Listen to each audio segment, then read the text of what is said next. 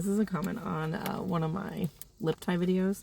I don't talk about it too much, especially over on Instagram. This stuff gets crazy. If you want to hear the most about it, it's over on my YouTube. That's the safest space right now because it's smaller and not as full of trolls. But yes, am I eating a nachos Lunchable in my car while waiting to get my kid from school? And we're going to answer some questions. So let's talk about lip ties. A lot of people in the frenectomy space will be like, dentists are uninformed about ties because they just say you'll fall and rip it and it doesn't really matter.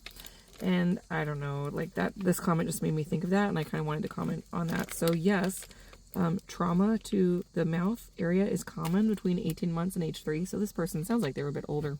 And most kids do tear that freedom. It bleeds a lot. It can be a really scary injury, but it's usually not of much consequence. That's not the reason that we don't recommend treating or releasing lip ties. It's because there's actually no evidence-based reason to do so. The AAPD's own recommendation doesn't say that you need to prophylactically release lip ties to prevent cavities or to close that gap. You want gaps between their teeth. The baby teeth are smaller than permanent teeth. The gaps there, it's called Boehm's type 2 spacing. You want that. That's ideal. So wanting to like close that gap is some weird westernized view of like aesthetics. Anywho, I'm kind of rambling as I'm eating my nachos, but yes, many people do tear those freenae. Mostly it's between ages 18 months and 3. Kind of scary injury, just wet washcloth pressure. It happened to one of my kids. But you don't need to be releasing lip ties in young babies for no reason. Be assessed by a provider that's looking at function, that's not charging $1,000 cash to do this.